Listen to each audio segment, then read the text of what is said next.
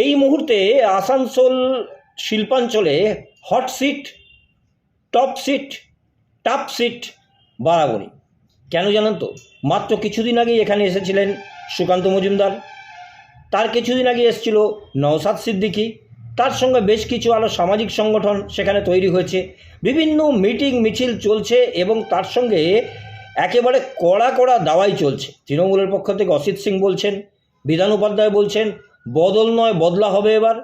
অসিত সিং বলছেন চুপ থাকা মানেই কিন্তু ভয় পেয়ে যাওয়া নয়, আমরা না বললে একটা মিটিং ওরা করতে পারবে না। আবার সুকান্ত মজুমদার তিনিও কিন্তু রাজনৈতিক ধমকি দিচ্ছেন। নওশাদ সিদ্দিকী কাউকে চালানার নেতা বলছেন। অর্থাৎ বারাবণী বিধানসভায় কিন্তু খেলা একেবারে জমে গেছে, মনে হচ্ছে যেন নির্বাচন চলে এসেছে, এমন একটা পরিস্থিতি তৈরি হয়েছে।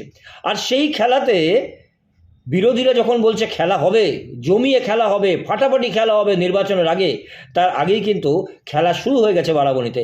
দেখুন ঠিক কিভাবে খেলা শুরু হয়েছে এবং কিভাবে এগিয়ে শাসক দল বারাবণীতে।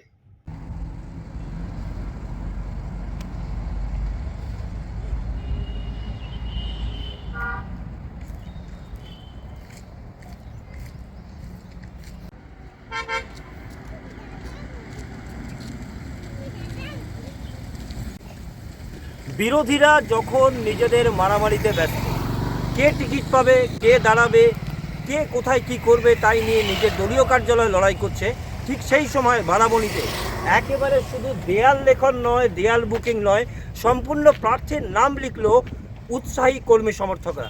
আমরা তাদের সাথে একটু কথা বলবো। দাদা, বিরোধীরা এই মুহূর্তে দেয়াল বুক করছে আর সেই জায়গায় আপনারা একেবারে প্রার্থীর নাম লিখছেন, এটাই তো আমাদের সাংগঠনিক দক্ষতা একদিক দিয়ে, আর দিদির প্রতি ভরসা, যেখানে আমাদের এই নামটাই বিকল্প, এই নামটার কোনো বিকল্প নেই, সেই ভরসাতেই কিন্তু আমরা দেয়াল লেখনটা লিখেছি। দাদার প্রতি ভালোবাসা আছে, ভরসা আছে, তাই লিখেছি। এরকম বিভিন্ন জায়গাতেই আপনারা লিখেছেন। হ্যাঁ হ্যাঁ, মানে আপনারা শিওর যে বিধান উপাধ্যায় নামটার প্রতি আমার একটা ভরসা আছে, ভরসা যে এটাই আমাদের এখানে থাকবে, এনার বিকল্প কেউ নেই। একেবারেই তাই। বারাবণীতে বলা হয় বিধানের বিধানই চলে, বিধান উপাধ্যায় যে বিধান দেন সেই বিধান মানুষ মেনে নেয় ভালোবেসে। দাদা, ঠিক এইরকম বিরোধীরা তো এখন সবে দেয়াল বুক করছে, লিখছে অল ওয়াল। আমরা জানি যে আমাদের মাননীয় মুখ্যমন্ত্রী মমতা বন্দ্যোপাধ্যায় আমাদের বিধানটাকে ছাড়াই বারাবণীতে কাউকে চুজ করতে পারে না বা পারবেও না। এই জন্য আমরা আগের থেকেই জানি যে বিধানদাই দাঁড়াবে আমাদের বারাবণীতে। বিধানদার বিকল্প আমার মনে হয় বারাবণীতে আর কেউ নেই।